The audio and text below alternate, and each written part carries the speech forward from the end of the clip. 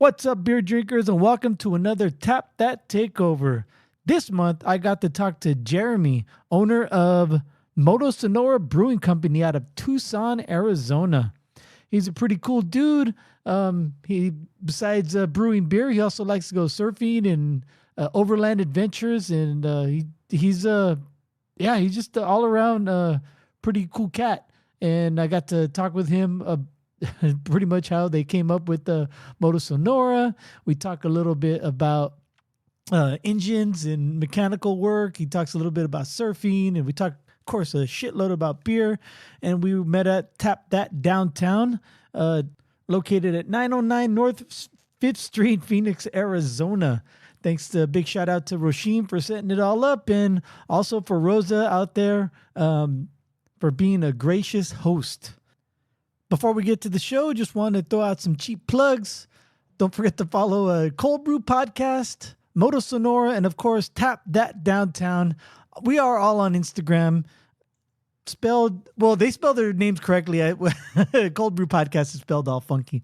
Anyway, so without further ado, it's Jeremy and I talking about beer.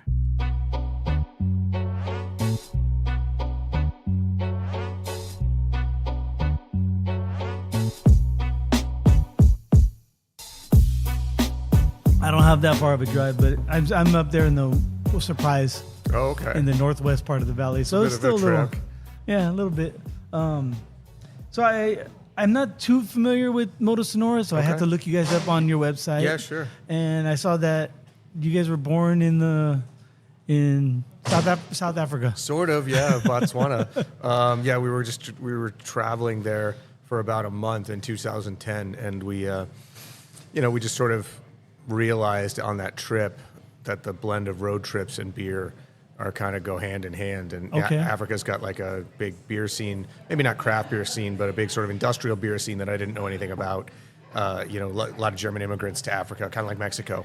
The reason Mexican beer is so good is largely because of the Germans that brought all their beer making skills with them to Mexico, and the same for Africa. So we were on this trip, and you're in the middle of nowhere, and you've got all these vehicular problems related to overland travel, flat tires and issues like that, and just different beers. And so the conversation would easily go from what are you drinking to what's wrong with your car to what are you eating to, who did you talk to and all these things. And that beer and travel are kind of hand in hand. And it's like a commonality. Yeah, exactly. Of more than anything else. Now, when you were on your trip, were you a big group, or would you meet some people? That's how the conversation were going? No, we were a medium-sized group. Most of us had come from the U.S. The World Cup was there in 2010, and so we were like, all right, we want to go see some World Cup games, and we want to go on safari, and I wanted to surf. And so we did separate at a few points and come back together at a few points, but we all had these different rigs with tents on the top. This was kind of this is 2010, before it was super popular here to see everyone with a rooftop tent on their car. Yeah. But it was the same kind of rig. And so you would just go, we went through Botswana, South Africa. Some of us went to Namibia. I had to get back. I didn't go to Namibia. And then we went to Zimbabwe and Zambia. And it was just kind of a cool, trip. And we would just go to different games around the countries, and then safari. And then there was a big gap between match play and then the final. And so during that break, that was when we kind of went on safari, went on to the national parks and saw the elephants and the lions and all the crazy stuff. And it was really, really a cool kind of life-changing experience. I mean, Africa, it's kind of cliche to talk about how Africa just changes you, but it's totally true. It really is an incredible, incredible place. Just be sitting there with a beer in your hand in a chair next to the Zambezi River, and just like an elephant just like go strolling by, and then like on an island in the river is like a 13-foot Nile crocodile. And you're just looking at it, and you're like, this looks like a dinosaur, man. Right. Yeah, I mean, the only time I've seen an elephant or a crocodile was be in the zoo or aquarium or whatever the case might be. Yeah. And to see him just like kind of cruising around is just a whole different. Just out there, yeah. I mean, not that I've traveled through many places, but when I was in Costa Rica and you're just sitting there and you see a howler monkey just swinging by like they're a squirrel in our trees or something, it just boggles your mind. But to them, it's just like another animal, cruising through. Right. That's just the normal day, Just like I'm sure people when they come out here visit Arizona and they see a coyote or something, or an eagle or a hawk or something. They're like, whoa. Or even a saguaro. Yeah. You know, like I grew up here, so I got used to it. But I went away for a long time, and I was able to come back and kind of see it through other people's eyes. I mean, they're really kind of goofy looking. You see a whole hillside of saguaros, and it's iconic Arizona, but it looks like from something like a movie set from Star Trek or something from the 70s. You know, they're like, yeah, just make them tall and skinny and put some arms on them. Yeah, I mean, it reminds me of when I moved out here in 2016. Okay. And so when I flew out here to see where I was going to live, you know, looking at different apartments at the time, I flew in, you know, to PHX, Sky Harbor, and then you're driving past the saguaro that's right there. I'm like, oh shit, that's fucking Looney Tunes. You know, I'm thinking, thinking Coyote and Roadrunner. Yeah, where did you come from? California. Oh, where? The Bay Area. Oh, right. Santa Clara. Cool, man. Yeah, I moved out here in 2016 to be closer to my daughter. Gotcha. At the time, she was 5. She's like going on 35 now. But no, she's so she was a reason I came out here. So right on. Totally, I've grown to love it. But I'm one of those people, like, I can call any place home. Sure. It might take a while, but you know. Yeah, you'll get there. Yeah, and just going through, and just because of my podcast, being able to talk to different people such as you from different breweries, I made a lot of friends in the beer scene out here. Cool. So it's kind of to the point I was making earlier with your Africa trip, is kind of commonality. For sure. Something that, you know, you're all have something in common. And then you start there, and then you see who you like, who you get along with, and you start hanging out with them a little bit more and a little bit more. And yeah, and particularly when you travel, you really figure out who you like and don't like, and you know, like and people that you think would be bad at it sometimes are good at it, and people you think would be great at it are terrible at it. Like we had this friend of ours who came with us. Like, the guy goes nowhere. Yeah. All he does is work.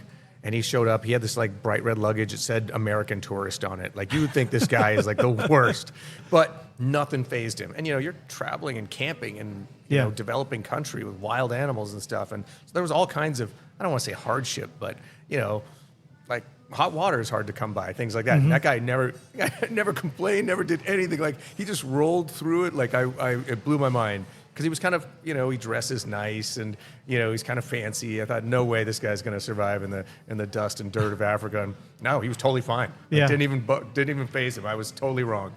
That's awesome.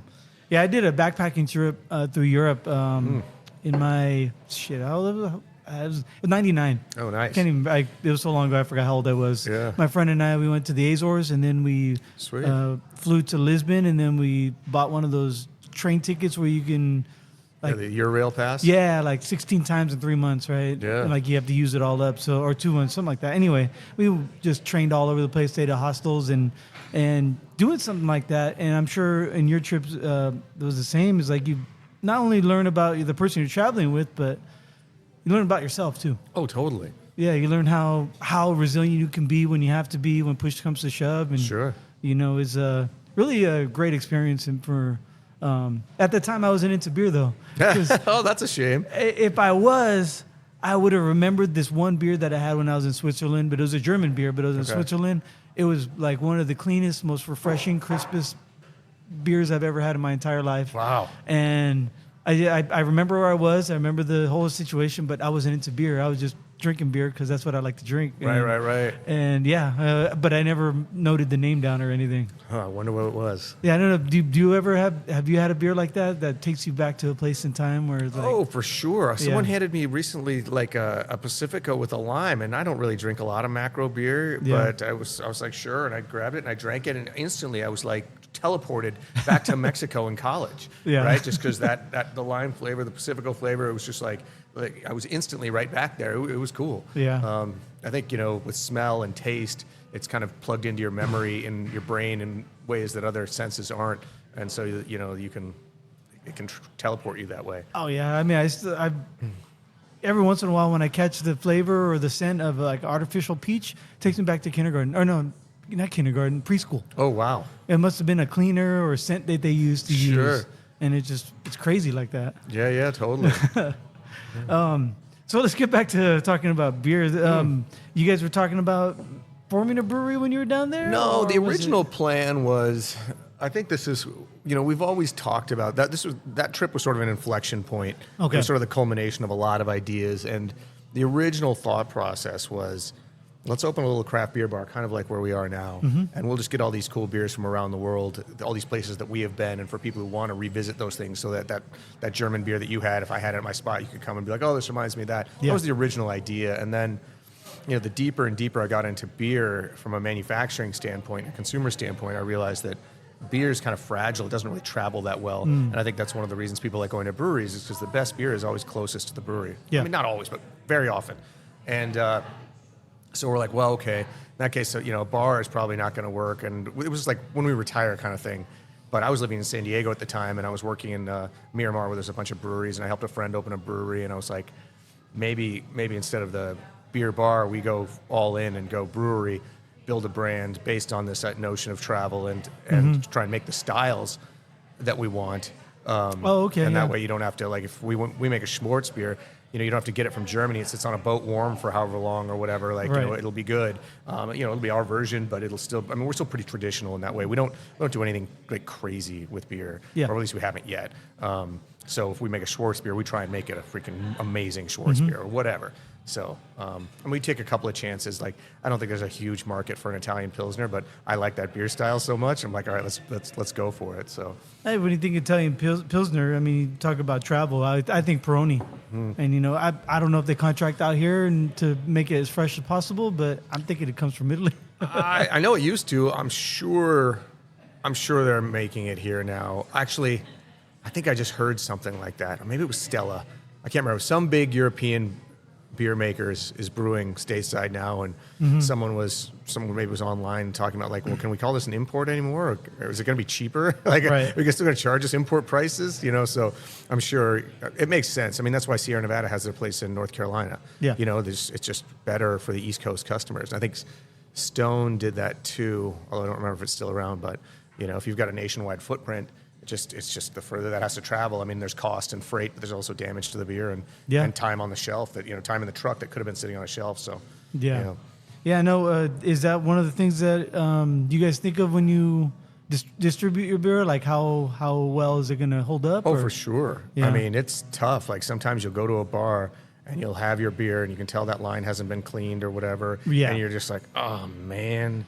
And I usually try not to throw a fit. You just sort of have to accept once it's left to your brewery, it's kind of left your hands. But there have been a couple of accounts I said, I won't sell you my beer anymore unless you guys do a better job of taking care of your draft system. You got to maybe even put a new line in, forget just cleaning it. Yeah, exactly. Yeah. So when was Moto Sonora? When did you guys start brewing? We opened it was like the worst luck. We had a soft opening on the Saturday before they shut everything down for COVID. Oh my God, yeah. So it was been kind of a bumpy ride. Yeah. First it was COVID, and then we borrowed all this money to open the brewery, and then interest rates went crazy, and so just always like one thing after another. But I think honestly, even though that's been kind of tough for us, I think that's just how business is. And when you run a business like this, and as complicated as brewing is, because it's manufacturing, it's distribution, it's marketing, it's hospitality, it's all these things, there's always going to be something you got to deal with. And so you just sort of just keep surviving, and keep going. And, and that's what success kind of looks like, it's just still making the product that you love, and, still being not totally bummed to go to work. And as long as the lights are still on, I think you're doing pretty well. Well, the fact that you made it out is a testament to you guys just being perseverant, having perseverance. Yeah, we really went for it. I mean, we're all personally guaranteed on the loan and stuff, so we're like, all right, the only way out of this is through. So let's just figure out, dig deep, buckle down, figure out how to make it work. And that's the thing. It's been kind of a challenge, but I wouldn't change almost any of it because. Like you said about travel, this experience has changed me. I'm a different person now. Yeah, I can only imagine. The people that I've met, the people I've encountered, incredible stress loads, but also just incredibly good times. And I don't know, man, I can't go back. You know? So this is your full-time gig now? Oh, wow. So I do some other things on the side just so that I can get paid, because I don't really make much at the brewery, because if the brewery's not doing well, I'm not doing well. Yeah. And particularly in summertime. So this summer I'm teaching a little surfing in San Diego at my old job. A couple weekends, just get me out into the water and make a couple of bucks. And then I'll occasionally, if someone has a job like a short-term gig, I'll take it if I need to. But yes, the brewery is my focus. That's all I am. That's all I do. It's the first thing I think about when I wake up and the last thing I think about when I go to sleep, Yeah. So how long have you been surfing? Like your whole life, or are you from? No, I grew up San in Diego? Tucson. No, I grew Okay. up in Tucson, but I always thought surfing was cool. We used to go on vacation there. Yeah. And then in the 90s, I moved to Malibu. And I already had a surfboard, and I was a surfer at that point, Mm-hmm. air quotes, kind of for Tucson. I mean, I could get to my feet. I was okay. Yeah. But it wasn't until I moved to Malibu that I was surfing every single day and I actually got any good at it. Yeah. And then I just got really serious about traveling and surfing, and I'd go to Fiji, Costa Rica, El Salvador, Australia, New Zealand. And then on that South Africa trip, I surfed there too. So there was like 10 years of my life where that's all I freaking did. Yeah. I'm better now. Well, that reminds me of that. Was it Endless Summer 2, where they go to that African beach where the waves are like perfect every single time? Yeah, well, both. They went to the Yeah. same spot Okay. both times. Yeah, Cape St. Francis. Yeah. Is that one of the spots you try to hit? Or? No, I went to Jeffreys Bay, which Okay. is like, in fact, in Endless Summer 2, they talk about how Cape St. Francis was the perfect wave for that era with those boards, and Jeffreys Bay is the perfect wave for a more modern era. It's bigger, faster, Okay. more hollow, but it's on that same little coast, that same little section of coast. Right on. It's pretty cool spot. What's your favorite beach beer? Beach beer. Well, that's the thing, and so it's part of the travel thing. So if you're in Costa Rica, it's just like whatever Imperial or whatever they Yeah, drink Imperial, there. yeah. And then in Fiji, it was Fiji bitters, and so then this kind of goes back to our brand, is where the beer is a kind of a fabric of where you are, and Yeah. even if it's not necessarily the best beer, but in that moment, Yeah. it is. You know what I mean? So if you're in Mexico and you're drinking a Pacifico or whatever, or a Carta Blanca, if they still make it, and sometimes at that time, those flavors meld with the experience you're having, and that kind of becomes the best beer in that moment. Yeah, So that's a good point. So yeah, I like to drink local kind of wherever I go. Yeah. And so, I studied abroad in Barbados, and they have a beer brand there called Banks. And again, I don't even remember if it's any good, but man, I drank so many of those freaking Right, beers. yeah. It was local, so it meant it was the cheapest beer you could get. Yeah. And it was great. So Yeah, that's a good point. Yeah, when I was in Lisbon, it was Super Bock or Sage, and then you go to Germany, it's like Warsteiner or Yeah. Paulaner or something like that. So in Moto Sonora, you guys have this Italian Pilsner. Do you guys have one style, or you just whatever? we do kind of whatever in the brewery itself. So we Yeah. have 5 beers that are out in distribution. Yeah. But in the brewery, we have about 20 taps, and we're always just trying different things. And like I said, we don't stray too far. We do sort of seasonal German lagers, like a Doppelbock in the winter. We do a Marzen for Oktoberfest and things like that. But I've kind of noticed this.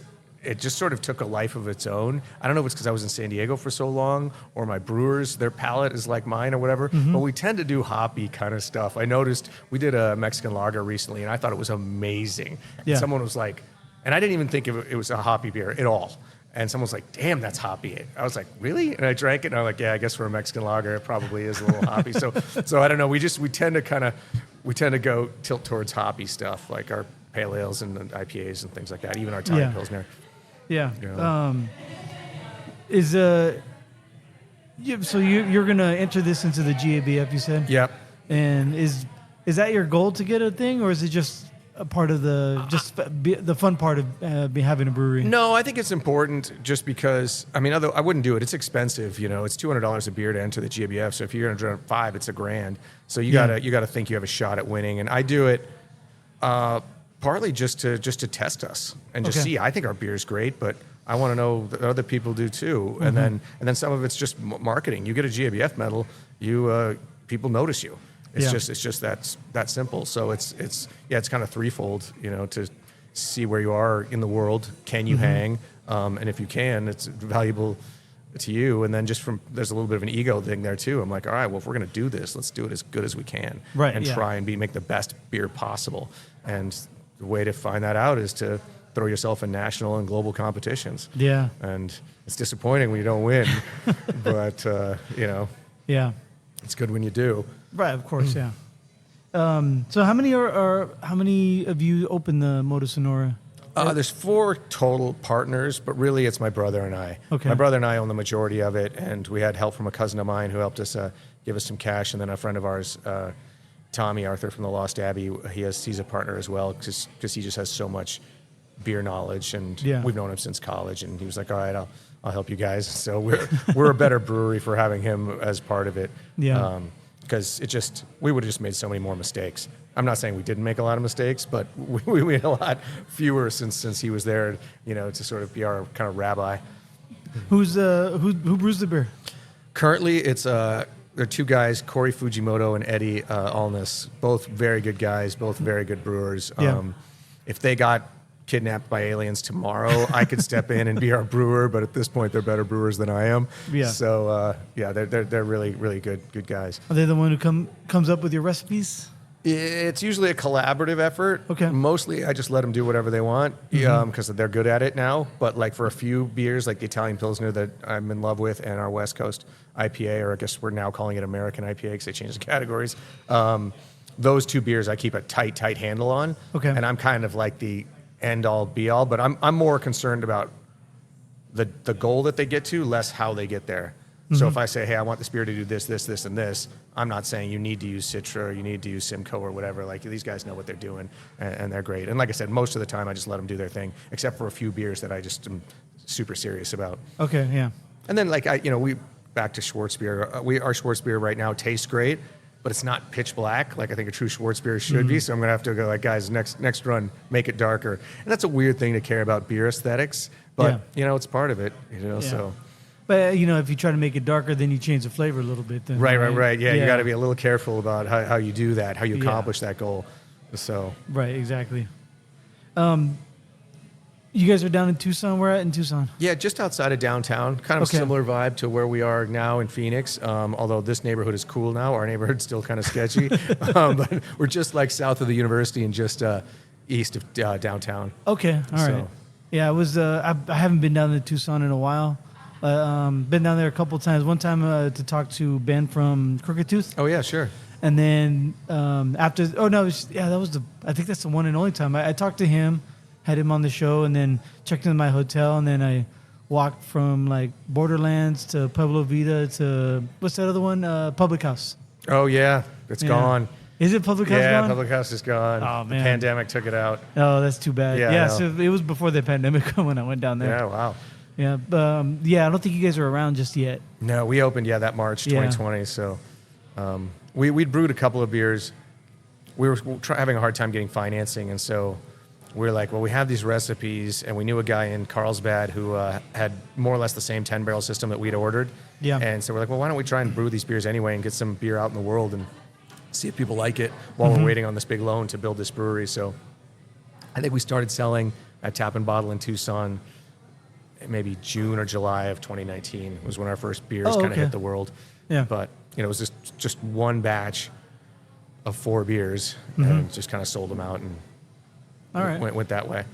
And you guys have the whole overland theme? Is that what? Yeah, I mean, it's a little bit overland. It's a little bit travel. It's a little bit racing. Some of that was just to make a sexier brand. But we're also we're track guys. Like, we like to take motorcycles and cars to racetracks and stuff like that too. So that's cool. And from a brand standpoint,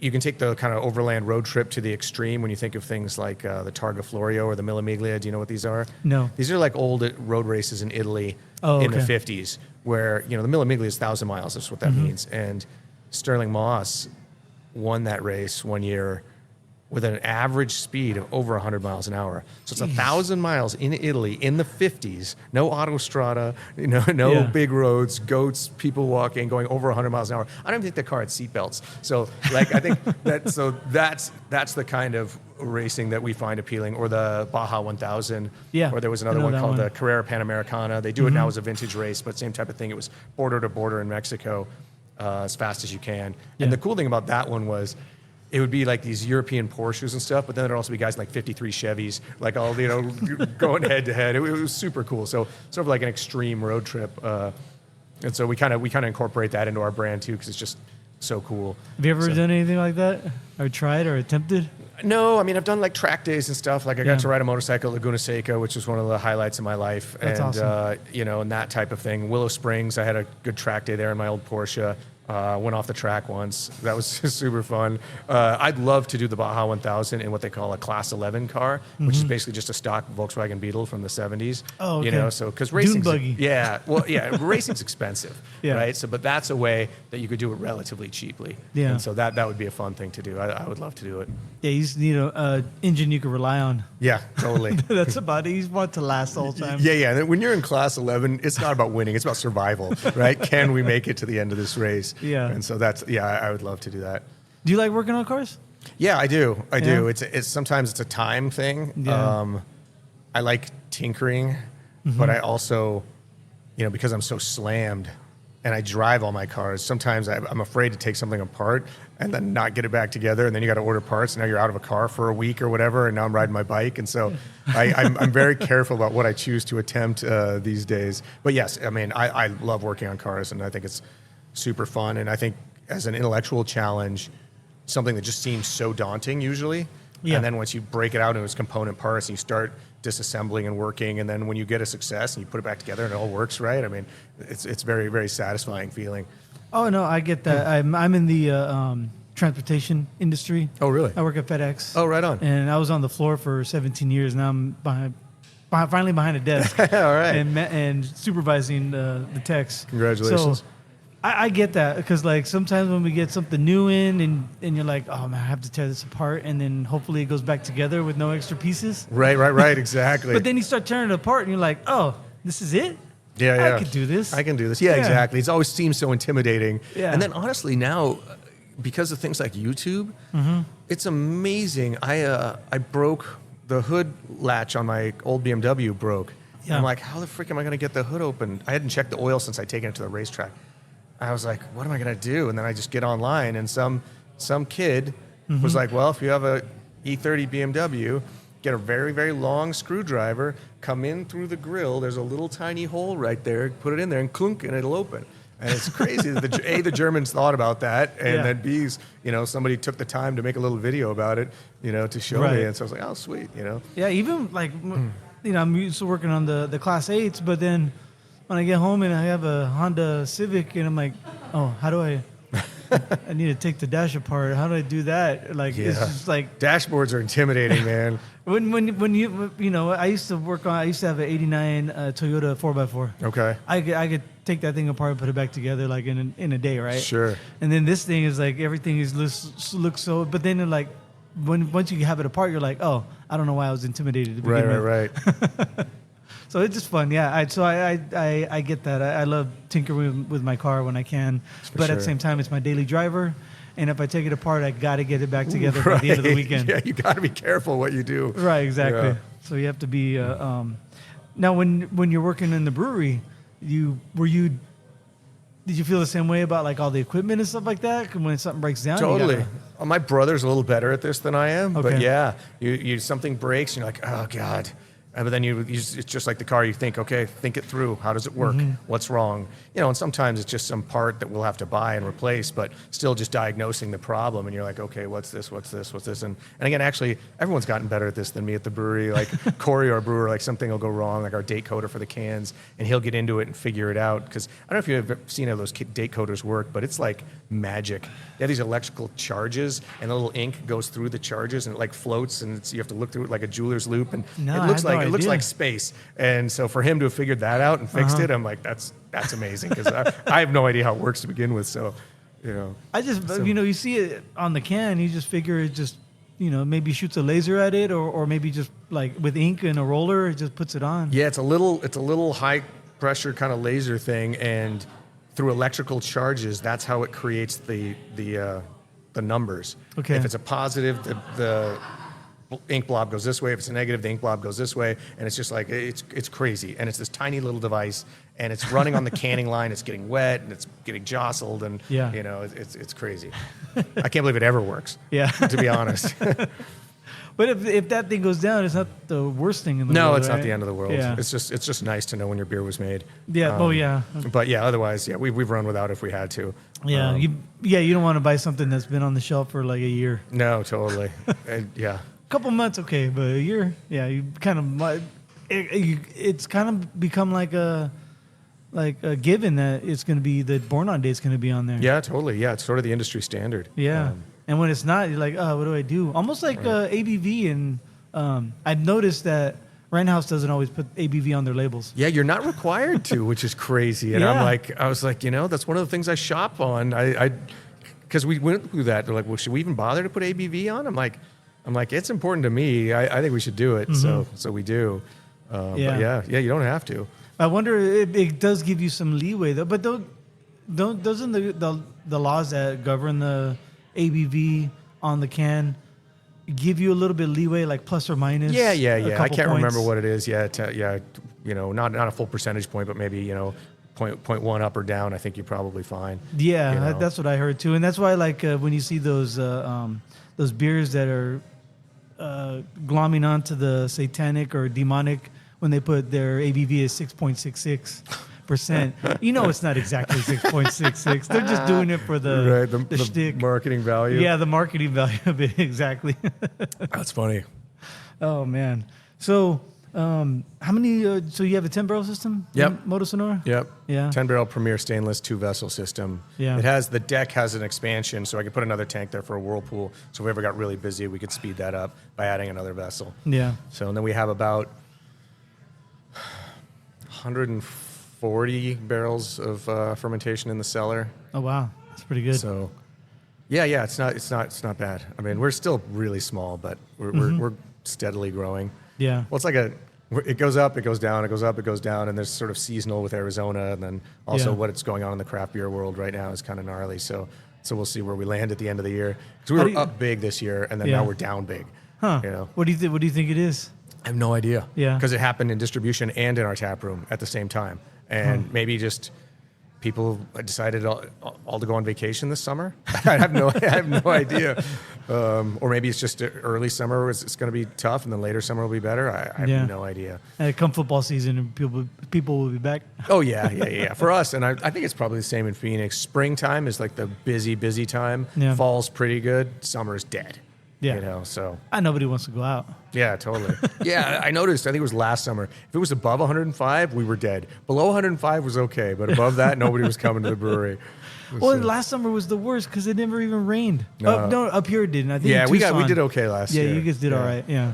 But up here it rained 3 or 4 times during the whole monsoon. Oh, that's the worst. Just give us a reprieve a little bit. Right, I need a break. Yeah, I can tolerate the Arizona heat as long as the monsoons are there. You know what I mean? I'll even take the humidity just in that afternoon. Just give me that wallop of rain. Yeah, just drop the temperature down to 85. Yeah. Oh, yeah. Yeah, that's the part I love. Even if it's just for 5 minutes, please do it for me. Yeah, exactly. Yeah, I can't believe how much I missed it. When I moved out here in July. Oh, wow. In 2016. I moved out here in July. I'm like, what is this? What have I done? This is humid. I wasn't expecting it to be humid. It was totally a weird experience for me. And now I'm used to it now. Now, after last year, I'm fucking miss it. Yeah, totally. I don't miss working in it, but I miss the fact that it would drop it down to like you said, 85, even maybe it's down to 75 with the wind and everything. Sometimes, it feels great. Yeah. Thank you so much for that. I think it was last summer. I was looking at my car. It was 105 midday, and then by 5 p.m. it was down in upper 70s. Yeah. And I was just it's amazing. Yeah. Well, traveling through Africa, did you guys experience any storms down there? No, it was mellow. It was a lot Southern Africa is a lot like California or New Zealand or whatever. It was cold. It was cold and coastal. Okay. Not freezing cold, but just just like a San Diego winter. It was great. Mm-hmm. Got the marine layer and, and all that stuff. Yeah. Okay. Yeah, and luckily because it was their winter, you didn't have to worry about malaria really because the mosquitoes were gone or whatever. And so, one of the guys on our trip, I didn't take any malaria drugs, but one of the guys on our trip did, and those things have some weird mental side effects. And in the middle of the night, he freaked out. He was kicking at his tent. He thought someone was in there trying to kill him. And there's no free lunch on the malaria drug, so I was stoked I didn't take them. Oh, that's funny. So what's the plan for Moto Sonora in the next 5 years? You always want to just steadily increase? Happy where you're at? Yeah, no. I'd like to increase. We don't want to be. We don't even need to be big shots on any level, but we did about 1,500 barrels last year, and most of that was in distribution, and that's not really enough to actually make any money. So if we could get to 5,000 barrels, I'd be happy the rest of my life. And just, for comparison, that's still pretty small. Yeah. For beer. So yeah, it is. You guys are going to expand at all, or just going to, or we'll see how it goes? Yeah, just see how it goes. I mean, there's a spot on northwest side of Tucson that might make a really nice little tap room. And I know the landlords, I could probably work something out, but I think in order for us to do that, I got to put my brain on it really hard and look at do a full on, business plan, business analysis of all this. And to be honest, I'm a little beat up. so I'm just trying to work on, it's in the back of my head that I should maybe approach that space, but I just want to make sure our tap room is as good as it can be right now before I go too ahead. I think a lot of brewers or brewery owners, it's so hard to build a brewery, and you learn all these skills to build a brewery that you only really use once. So you have these skills, there's this instinct to want to use them again. And I think that's when sometimes breweries get in trouble. They overexpand because well, I know how to do this now. I might as well just try and replicate this and replicate it. But maybe that's too soon. I don't know. Yeah, a lot of breweries go under because they get too big, they get too thin. And one of the first ones out in the Bay Area was Speakeasy in San Francisco. They just put these massive vats in, and then next year they're bankrupt, and they had to get bought up by a capital ventures company, or I don't know. A great brand. I mean, they had awesome. They had the Blind Tiger and the stuff like that, and they had the little eyes. That was like a little bar with two little eyes, with the little slot in the door. Like the that whole thing. Yeah, it was a great idea, but then they just overexpanded, and then bam, and that was way before the pandemic or anything happened too. So yeah, there's always pre-pandemic. I don't know what the rules are now, but pre-pandemic, the rules were don't build too small because then you end up building two breweries, and you just work your ass off, and don't build too big because you go bankrupt before you ever get your market gets big enough to fill those tanks. So. Well, what's your background like? What did you go to school for? I was a psychology major at the U of A, and then I went to law school at Pepperdine in LA. Really? Yeah. I wanted to be a federal agent, and so I started with the Secret Service in LA, and then ended up taking a job with what's now called Homeland Security Investigations in San Diego. And so I don't know if I watched too many movies as a kid, but it was cool. It was cool work. I liked doing some of the kind of scarier parts of law enforcement, but I'm also just kind of independent by nature, and that type of job becomes your life, and I just wanted to do other things. So, I thought maybe you had some business background because you're talking about looking into expanding and stuff like that. Oh, yeah. I mean, I guess I have my brother and I, we used to have a couple of self-serve car washes in Tucson that we built from scratch. And so we had a little bit of a business mind from that. But I'll tell you, self-serve car wash is way less complicated than a brewery, although building them are pretty similar. Lots of tanks, lots of power, lots of drainage, lots of tubes and things like that. So building it is not too far off, but running it and operating in a very different scenario. Yeah. Do you still own those? No, we sold them to build the brewery. Oh, okay. Yeah. All right. There you go, man. Yeah. Got to follow your dreams, right? Yeah, totally. And beer really is a dream. It's, as far as businesses go, it's just such a cool business. Your competitors are cool. Your customers are cool. It's just, as an industry, it's just a really cool place to be. Right on, man. I think we're going to end. That's a good spot to end. Oh, right on. Yeah. Cool, man. So thank you for coming out. My pleasure. Thanks for having me. Yeah. Pleasure meeting you, man. Yeah. Great Cheers. Great hanging out. Cheers.